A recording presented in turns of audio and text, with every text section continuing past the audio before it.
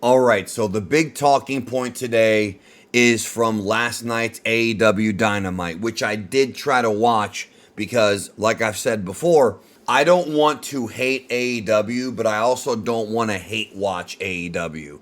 Bashing AEW has become a very lucrative business on YouTube for a lot of people, and I'm not sure if I want to go down that road. But I have had people actually ask me for more content, and I've had people ask me for more wrestling content. You know, the John Cena video I put out the other day where I discussed his promo on Monday did very well for World of Geekdom. It really did. And so maybe I'll do more of these.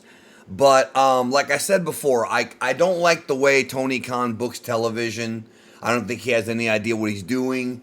And but every few weeks I give AEW Dynamite a chance because I want to enjoy it. And I had some time last night.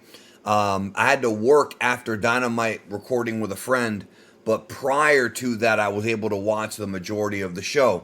And the talking point that everyone seems to be on is the Adam Copeland Jon Moxley rematch from the pay per view and the spot with the bat of nails, which was called Janice, I think, in TNA, named after Dixie Carter's mother.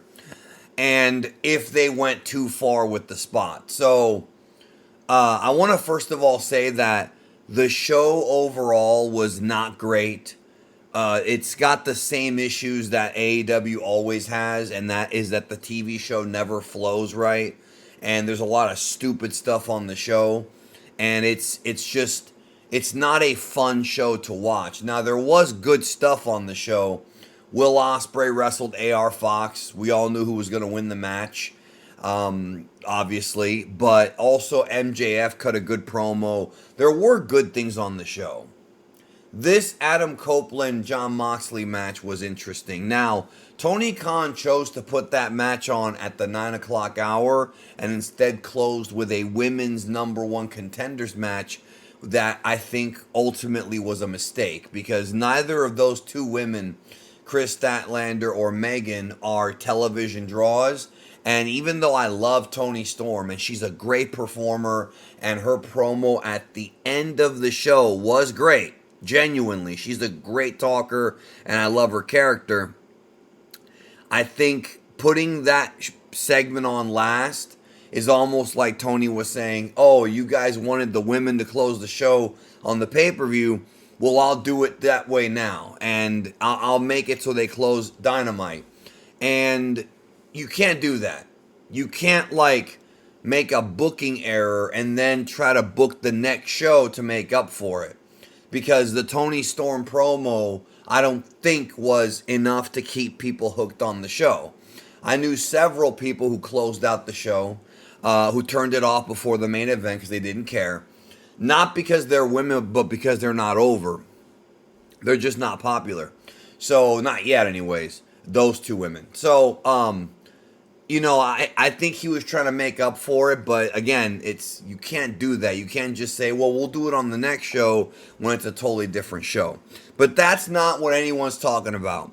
It's the Moxley Edge spot. So, Jon Moxley is somebody who, when he was in WWE, if you are a longtime listener of the K-Fabulous Lucha Brothers Wrestling Show, Draven and I have talked about how we thought in 2014 that he had a lot of potential, was a great talker, and he is still a great talker. But we wondered if he was really that good in the ring because he never really showed it to us. And so when he left WWE in 2019, he wound up doing Jericho's podcast and talked about how he never got to really show how much of a great wrestler he is. He never got to really show that he could work and hang in there. And now that he's free from WWE in AEW, he could do that. Now, Jon Moxley's matches in New Japan Pro Wrestling, I think, are better than his AEW work for the most part, albeit New Japan Pro Wrestling typically, especially when he was there, like when he was sort of on the way up there, 2019, 2020, 2021, the Minoru Suzuki stuff, all that stuff he did, I thought was great for New Japan. I think if you're watching New Japan, you know what to expect and you know the kind of wrestling style that they do. And sometimes that wrestling style does not really translate to American television. But like people have pointed out, AEW is oftentimes booked like an indie federation or like New Japan, where it's the focus on the in-ring. And for pay-per-views, I think that's fine. But for TV, it should be a little bit different.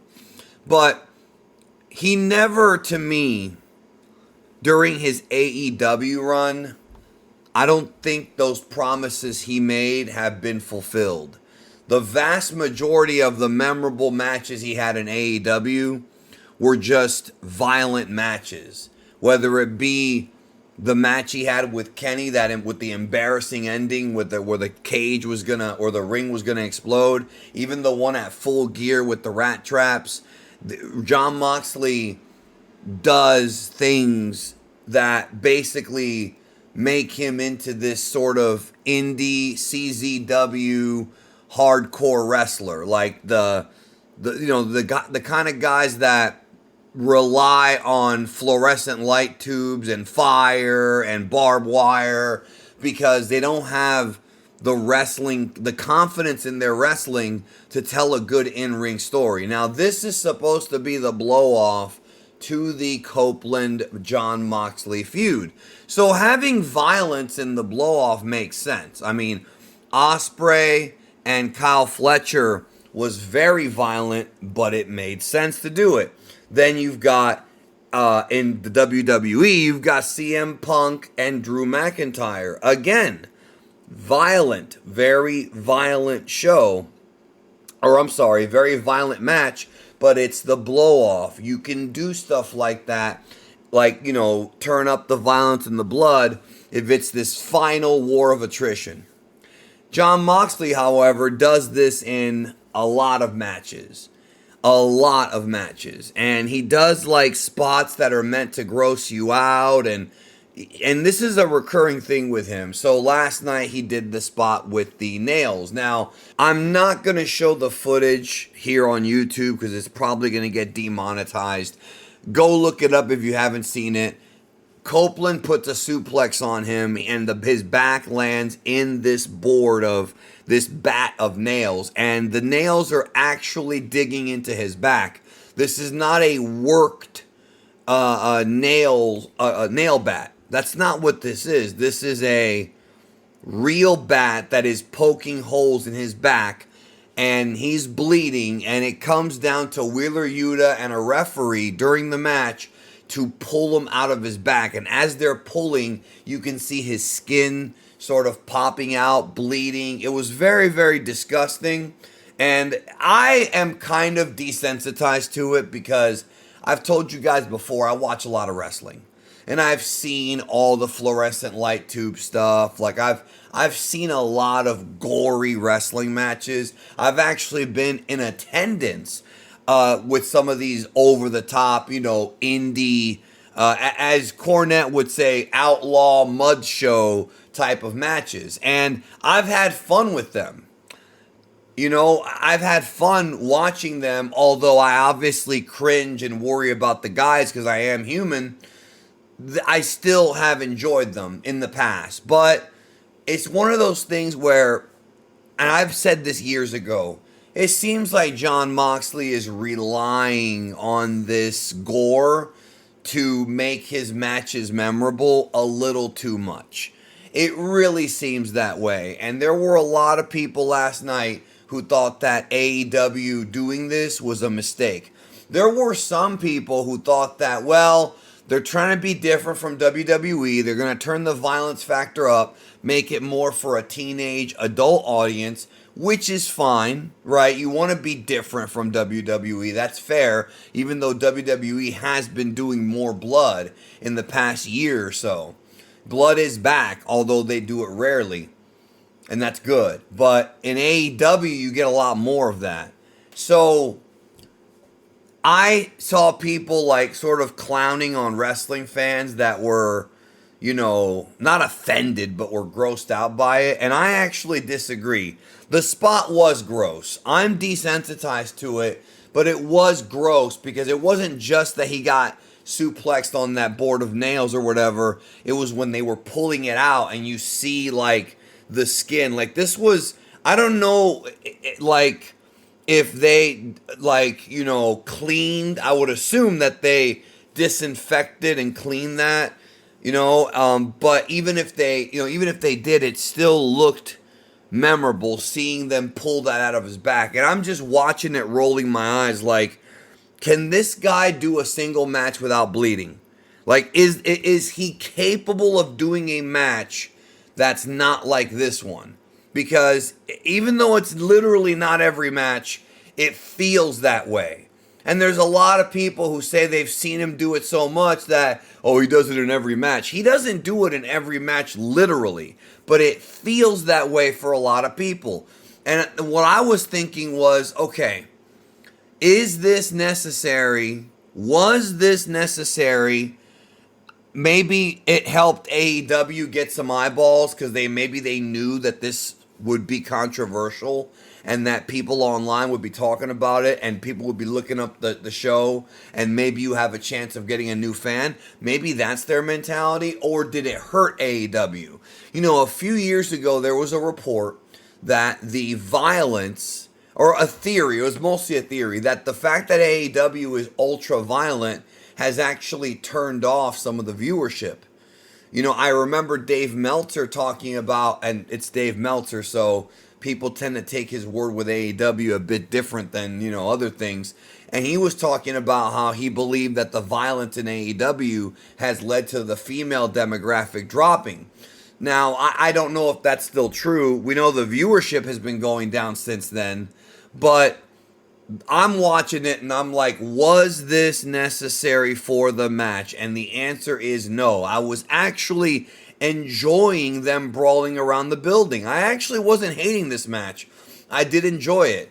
Then they did that spot and it was gross and I was like, damn, but again, I'm desensitized to it. I saw a lot of people in the wrestling business say that Jon Moxley is an idiot for doing this, but he's been called that before. And people have said that Tony Khan is an idiot for allowing it. First of all, in case you haven't picked up on this, Tony Khan is not like CM Punk said, he's not a boss. He's a nice guy. He's not going to tell the wrestlers what to do or what not to do. Unless it's like gratuitous. When Adam Copeland jumped off the cage on Malachi Black and messed up his leg, Tony Khan, maybe he didn't even know the spot was coming. Maybe he just books the matches and lets the talent do what they want. Tony Khan didn't stop him from doing it. Now, again, I'm giving him the benefit of the doubt and that maybe he didn't know he was going to do it. That's fine. Fine. Like, nothing wrong with that. Well, there is something wrong with it, but I understand if that's the case. But if he knew, he certainly was perfectly fine with showing that.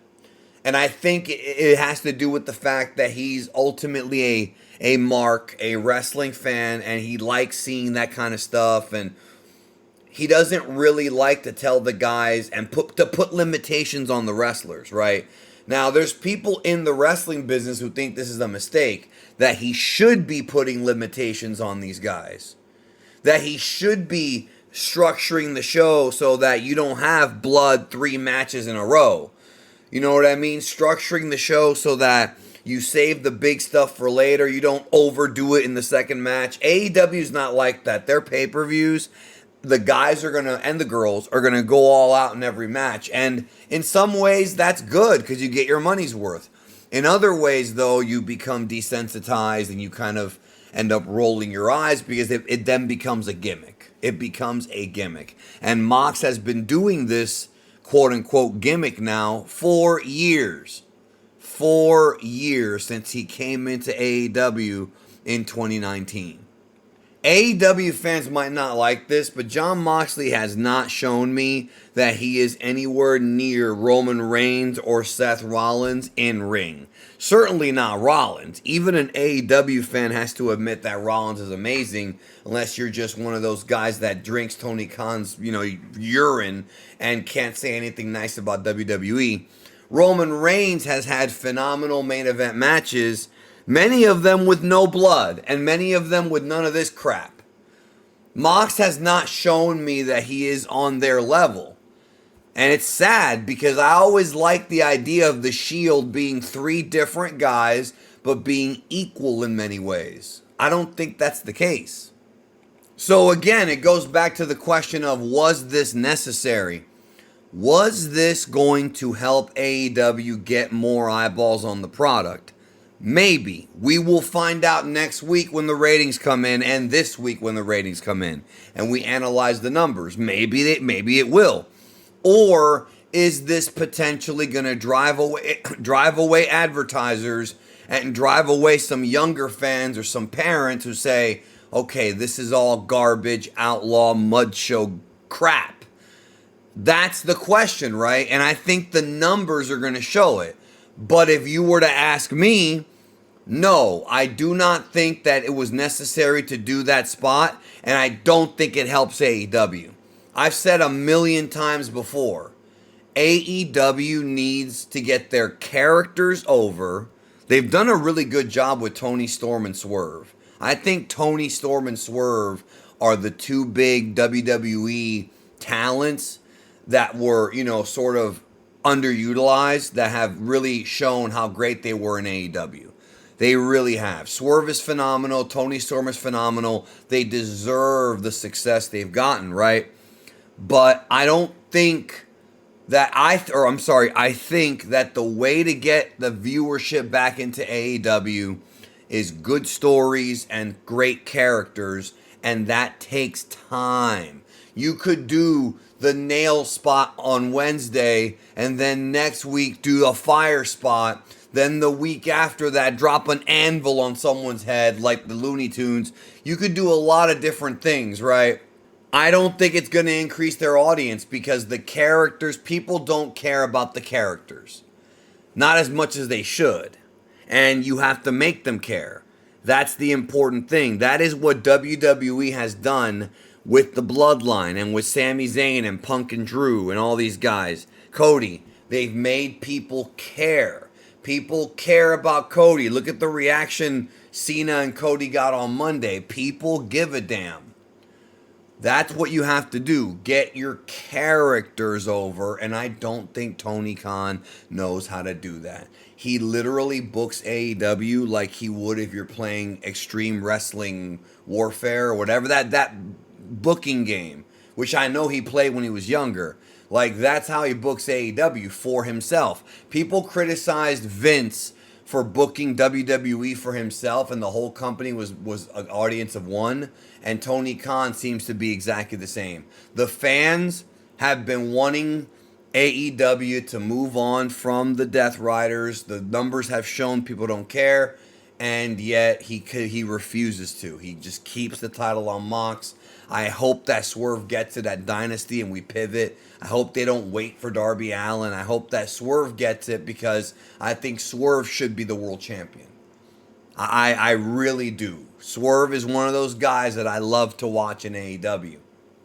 But man, I don't know if that spot was a good idea. I know some people were grossed out. And again, you're going to have people talk about how great it was, but those people are going to watch you anyways. The AEW faithful who absolutely will not give up Dynamite no matter what are going to watch anyways. You don't want them. You want the people that you either lost that were watching before, or you want the people who have never seen your product to get hooked on it. And I just don't think this is the way, man. I don't think this is the way. I don't think this helps Mox at all. What if he does get an infection? What if he does that spot and his spine hit the nails and he ends up having cervical issues? Like, there's a lot of things that could have gone wrong with that, and it just wasn't necessary. It wasn't. And then, if you really want to talk about what a mess it was, the interference, the near falls, like the match was a complete mess. And it's like, it's never going to change, dude. It's never going to change. Tony Khan would have to have this thing called self-awareness, and he would have to have this thing called humility and open-mindedness to change. It's never going to change.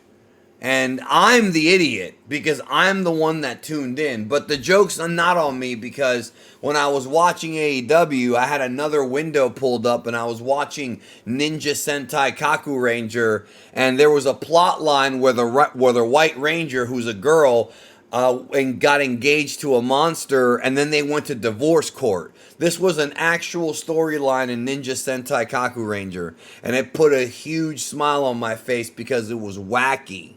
I really liked it. So, anyways, man, those are my thoughts on the Moxley Edge thing. Get the belt off this guy, man. Like, main events should not be relying on garbage all the time. I think a Will Ospreay, a Kenny Omega, Swerve Strickland having a really good technical match, like Bryan and guys like that, that can make your pay-per-view super memorable, right? But it seems like they always have to end with some kind of garbage gimmick. And I hope they go back and remember that a lot of the reason why AEW got popular early on was because they had these wrestlers like, well, they didn't have Will Ospreay at first, but they had Kenny and Hangman and these guys who don't need to have garbage matches. They can have good in-ring matches, and it's not necessary. It doesn't feel like a gimmick. It's just, a match that WWE at the time was not doing. But nowadays, WWE is more open-minded to doing things that are outside of the norm, like different wrestling styles. So, anyways, man, have a good one, y'all. Take care of yourself and each other.